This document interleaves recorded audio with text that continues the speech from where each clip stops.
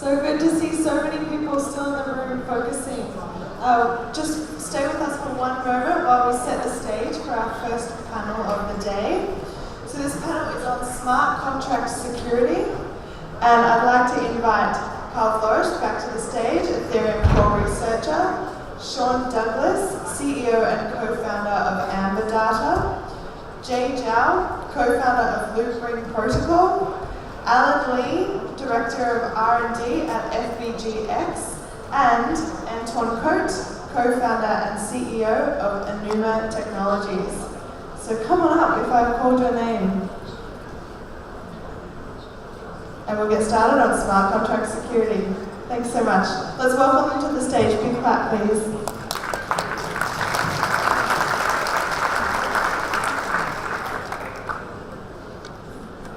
Hello. Welcome to this panel. I'm super excited. These are incredibly low shares, enjoyable. But anyway, why doesn't everyone go like quick introductions and then we can get started? Well, Shawn Douglas, co-founder and CEO at Amberdata.io. We do monitoring analytics on Ethereum mainnet and testnet, and provide that free for the community. I'm Antoine, co-founder at Enuma Technologies. We are a Hong Kong-based company. We have about 15 Ethereum blockchain engineers. A few months ago, we got a grant from the Ethereum Foundation to work on scalability. I'm Zhou, co-founder of Loopring. Loopring is a decentralized exchange solution. We enable people to build up decentralized exchange on top of its ERC wallet. Me personally also mentoring the Stanford blockchain course. Thank you. So I'm Alan. I'm from FBG, so FBGX actually. FBGX is actually the research center of FBG Capital. We are trying to look into the cutting edge research results and developments. So we are trying to support the blockchain industry in terms of all kinds of support. Thank you. Cool. So we're all talking about security, and why is this the case? What makes security such a big topic? What is so unique about Ethereum and blockchains that makes security this hot topic? For me, I think security is super important in general, but especially more so for Ethereum, because you're actually transferring value and you're enabling autonomous execution of code that is transferring value. So people usually rob where the money's at. So that's important. It's one of these types of development activities where a single mistake can have huge impact. And in other systems, if you work in an exchange, other type of financial system, maybe you have a chance to stop things, recover, publish a new version of the code, but with smart contracts it's a lot more difficult. In order to have a mass adoption, I believe security and protection is super important in this industry. And yes, I think smart contract has some stakes on it, so there are any values in terms of assets, digital assets, and other things. And it is also immutable, so once you make a mistake, it will stay there forever. Ooh, yeah, so multiple people touched on this, immutability deployed in the wild. What do we do when a smart contract, fails and it's already up online? Or how do we actually, evolve this system? What kind of thoughts? How do you deal with this fact that it's it feels immutable, but it's really not immutable, and we're living in this dynamic ecosystem? Yeah, maybe just touch on that a little bit. So we find that often it depends on the application that you're going after also, whether you can accept some level of trust or not. Because you may say, okay, I'll develop my smart contract and I'll put some safety switch in case something happens, I can stop it, I'll deploy a new one. But your users may not accept this type of level of trust where an operator, someone has the ability to stop the system. I think that's a great point. I think a lot of people don't think about the attack surface of the code they're deploying, or the layers of dependencies where smart contracts are called other smart contracts is. So that enables people to do call to unknown, what happened in parallel, or reentrancy, attacks or do other things. So they don't understand kind of the implications of some of the things they're doing, right? That's definitely security in general, right? So instead of if we have a switch, like you said, have a switch to turn it off once there's something bug not. So I think we also need to do some post-mortem analysis to make things to make future smart contracts, prevent them from having another mistake again. So I think we have to do some precautions things before we actually deploy a smart contract. Learn from the past, and we need to use other tools and mechanisms to make sure that this is stable and sound.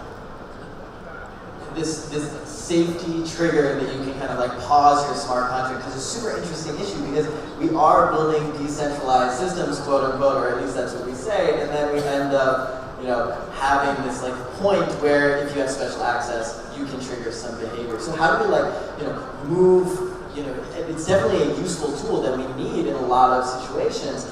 But how can we evaluate the trade-offs? When is it useful to have this safety trigger, and how do we kind of analyze this level of this security, kind of a vulnerability or kind of a way to save you if anything goes wrong? I think still we need more experienced developers to come into this community, this industry, to build up those reliable tools.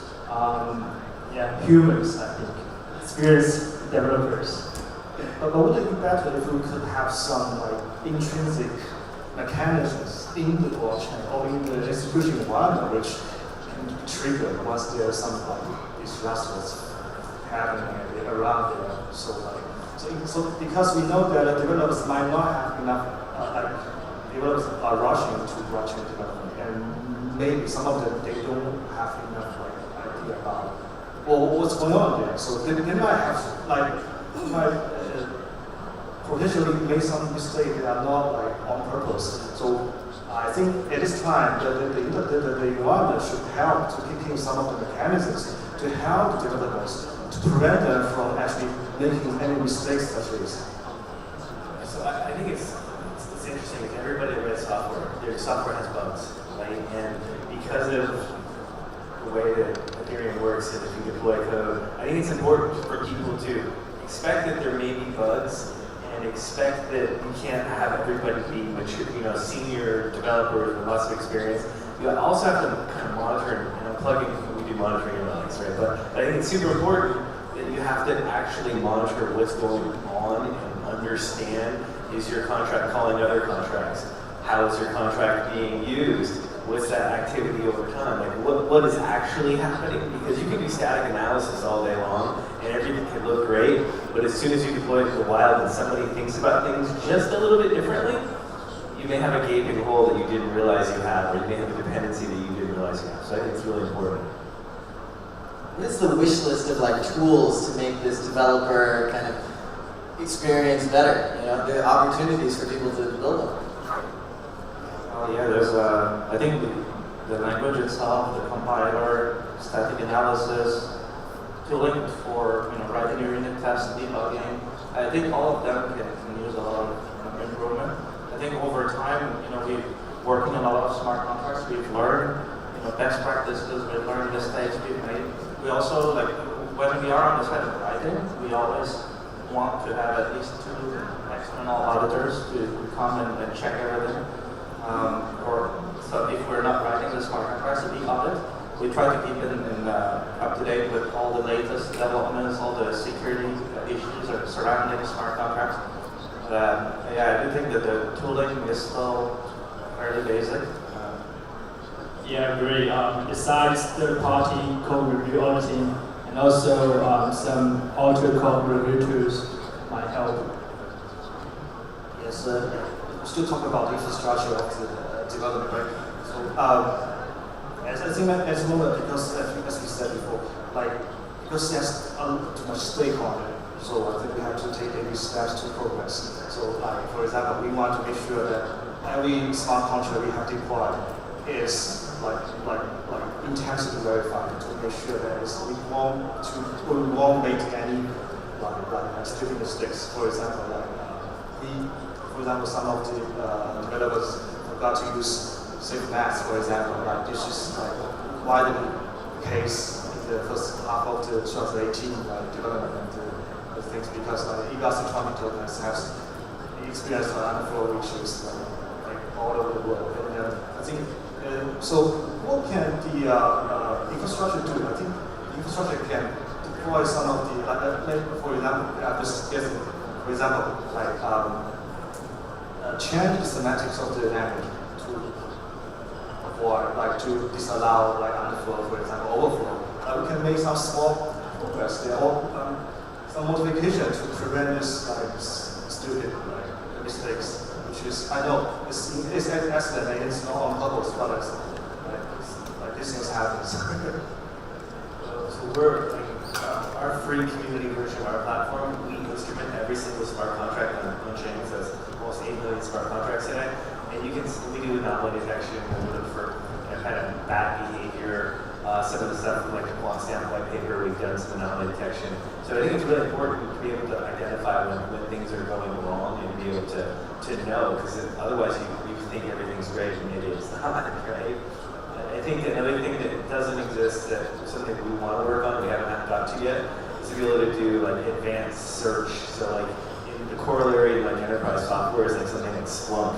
Splunk, you could say, show me all activity between this time and this time where this function was called and this happened and that was bad. So I can actually triage some type of a security incident and actually do a root cause analysis, because if there was money that was stolen, you actually have to talk to authorities or whatever. Like having that infrastructure, like we want to build all that, but there's a lot to build, so I don't know. I mean, I think the community needs something like that.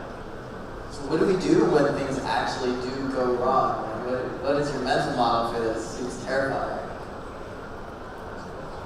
I think again it depends on the type of smart contract you're working with. We have seen some projects that basically told the community, sorry, but we'll have to redeploy a new version of the contract and try to get everybody to move. That's always difficult, and even months later, there's still people trying to use the old smart contract and getting confused. Yeah, luckily, there's like nothing wrong happened on our smart contract. Although we have run this like bounty program in our community to let everyone to review our open source smart contract, and also we use the party to do smart contract auditing to make sure that our smart contract is safe.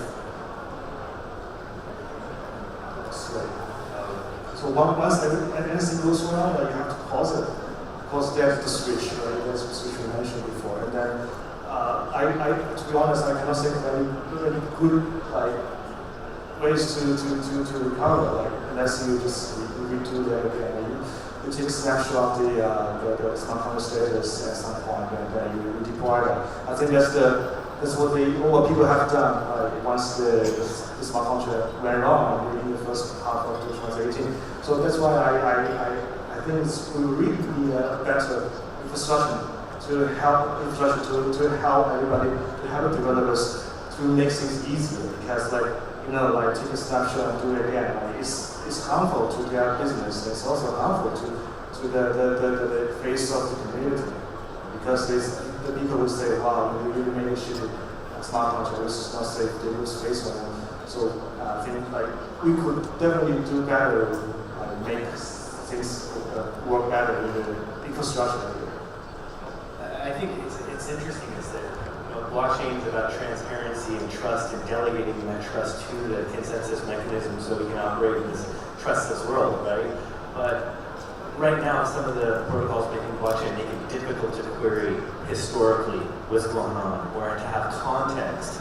So, we've tried to do some data science and research all the time. There's any security exploit, we always dig in, and we have the ability to go back and understand time series historical context, graph relational context. We have the ability to do kind of Elasticsearch kind of queries across everything. I think that you need to have that to be able to operate and know what's going on either real time or as you deploy code or as things go bad, right?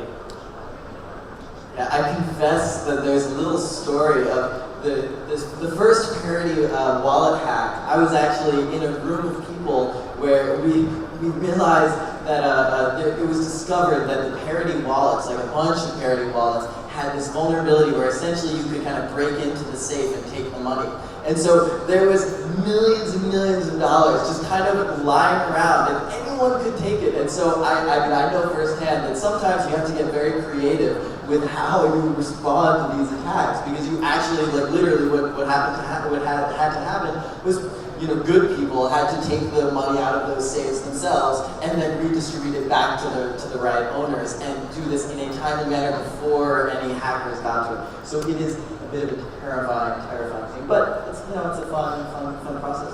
So one thing that I think is really valuable is this concept of verification versus validation. And so verification is essentially you have a spec, and you're trying to figure out, okay, does this spec actually do what I think it's going to do, right? I want to create this little mini economy.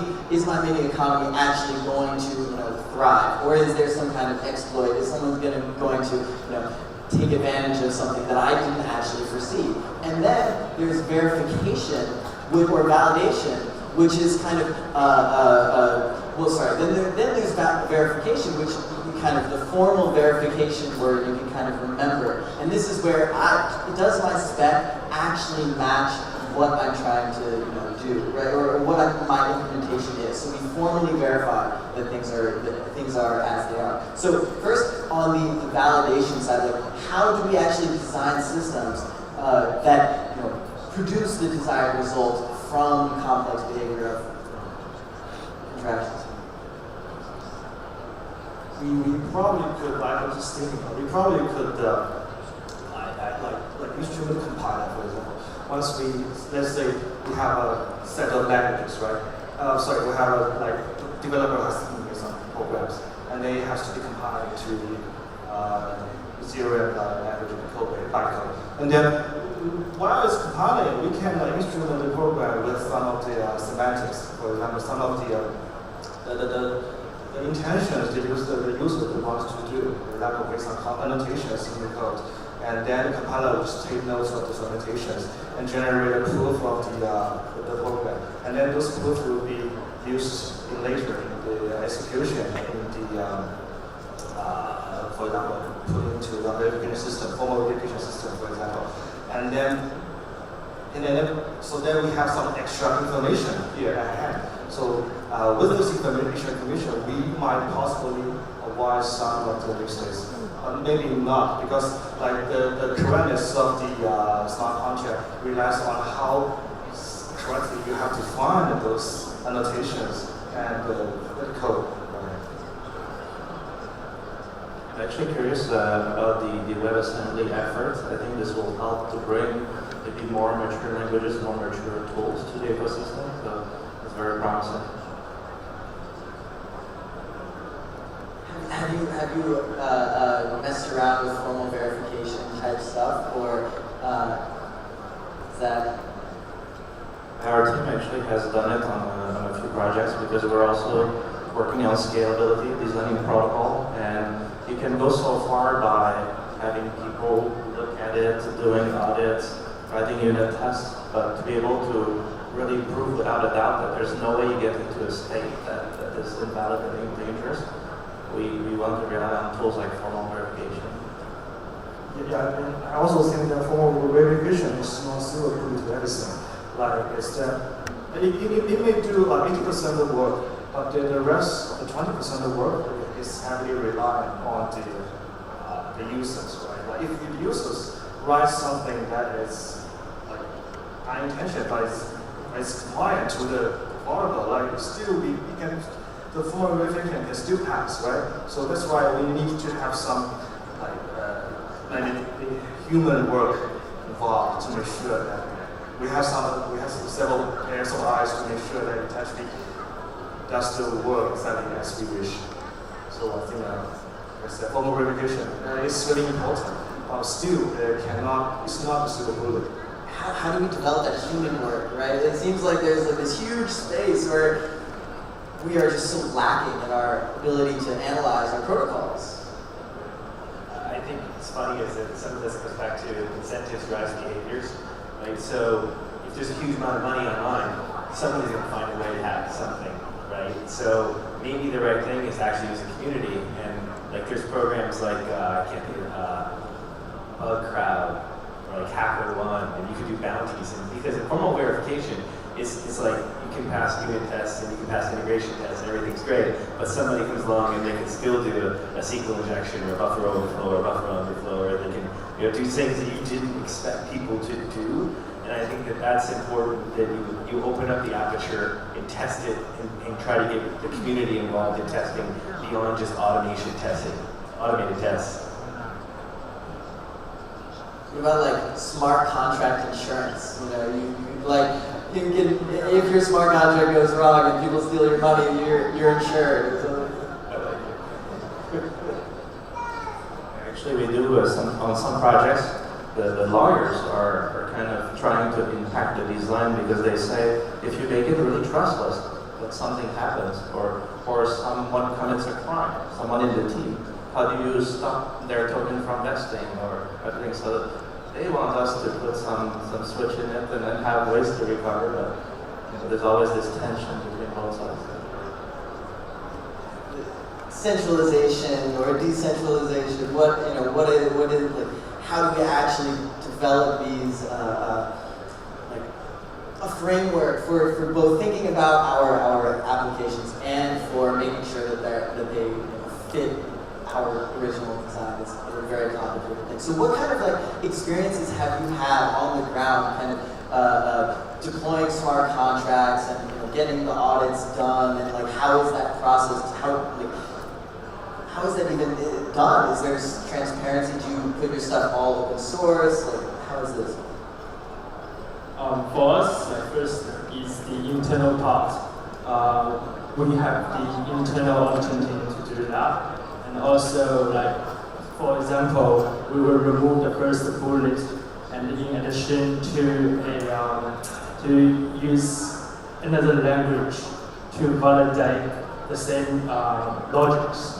And second is the externally. So we will hire third-party consensus, CETIC, all those great teams to audit our smart contract.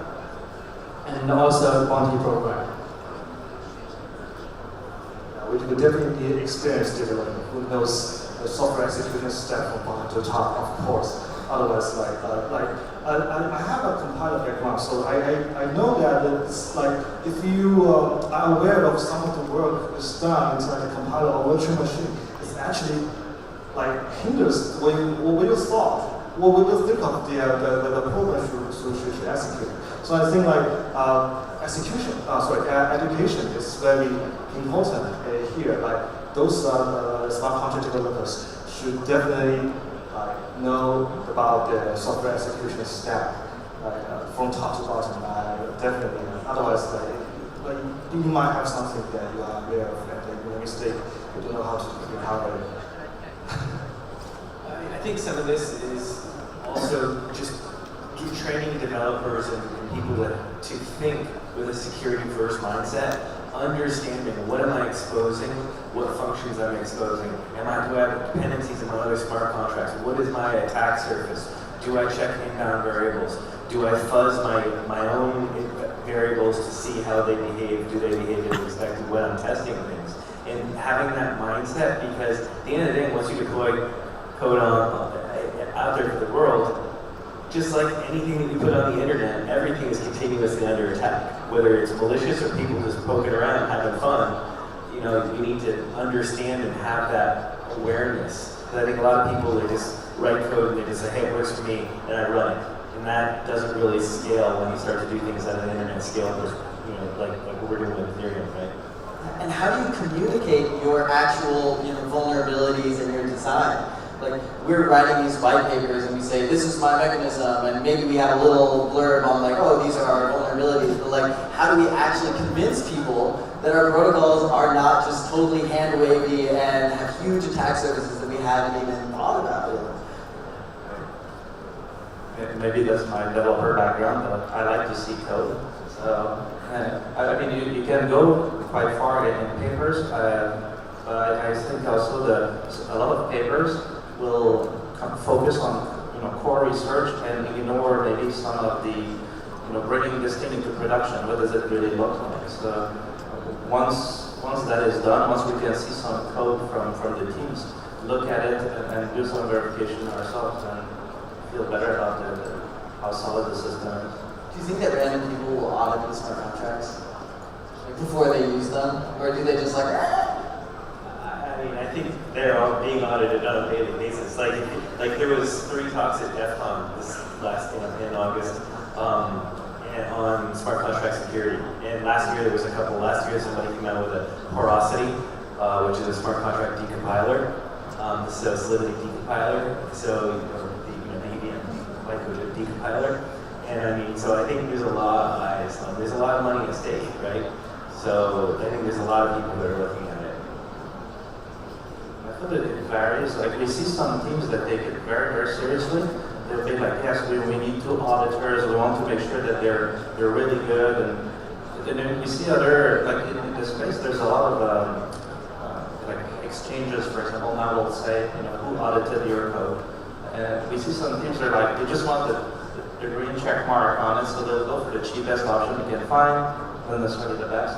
So the whole range. But we try to educate people also about how important it is to do a proper audit. So do you lean more towards the move fast and break things, or the do it right the first time? Excuse me. Move fast and break things, like in what sense? Just like, I mean, of course, we're deploying these smart contracts. How do you we can take 2 years to make sure our smart contract is perfect, but maybe it'll be irrelevant by that time, right? So there is some kind of time pressure. There is some room, there is going to be error. That's a really, really good point. Security happens on a continuum, and you can have crazy people that are like, oh, just don't plug it in. Just leave it offline, it'll be safe. That obviously doesn't work. But I think there's a certain amount of responsibility that you have to take when you deploy something that you know is going to run a lot of cache. And make sure you check the boxes and you've thought through and you've asked somebody else to think through, and then do as much as you can. But at the end of the day, it's about having diligence in what you do and being professional, right? And just kind of doing the best you can possibly do, I think. I don't think it's a mean answer.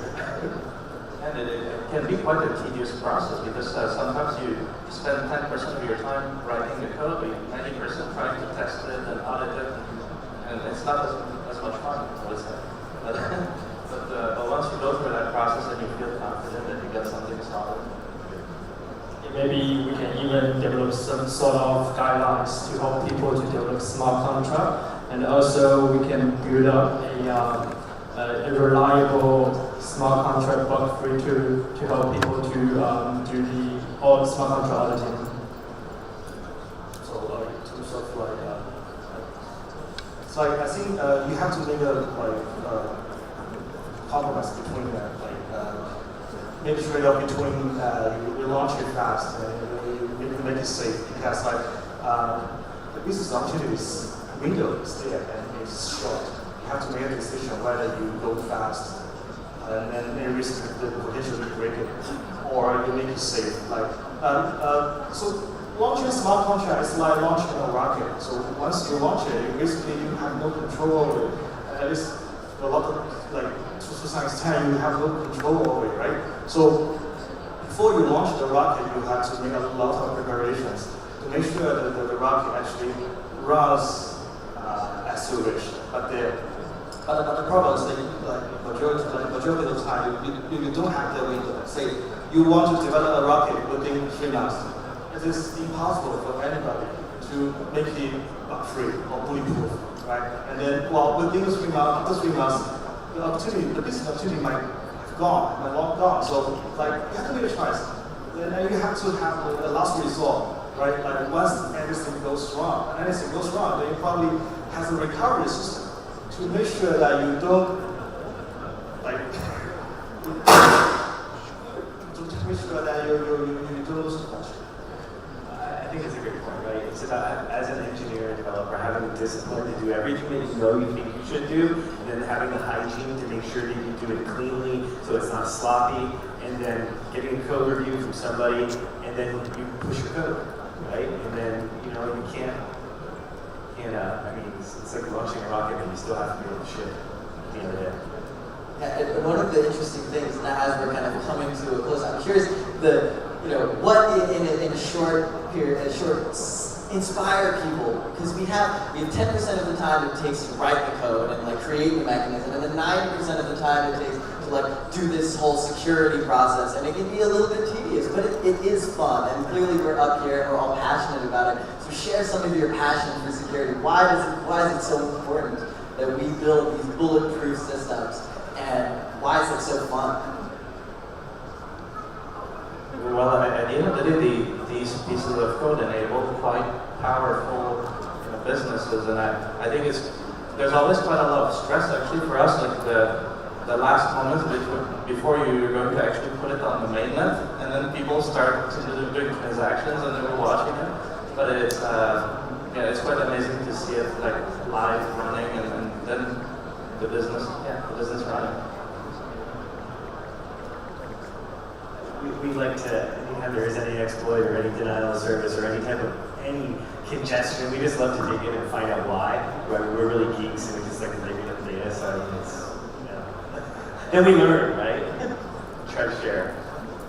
For us, it's just a huge responsibility because our smart contract settlement and clearing, if there's anything go wrong, then our participators they gonna lose one day, screw up their asset. I think that most of the developers they like writing code, but they don't like debugging code because writing code is like it's fun, it's creative, right? But debugging code is like how to do this job. So like in terms of smart contract security, like I think it's the responsibility of the project team to make sure that everything goes on securely and safely, rather than we have to bring this thing to make this fancy. So like it's how can I say? Like maybe I put it wrong. Like this is some kind of a burden, but we have to make sure it is insured. The responsibility has to be accounted for. Yes. I mean, security is at the heart of what makes blockchains and crypto economics so special and so impactful. So please keep doing your amazing security research. Thank you so much for your time. Thank you.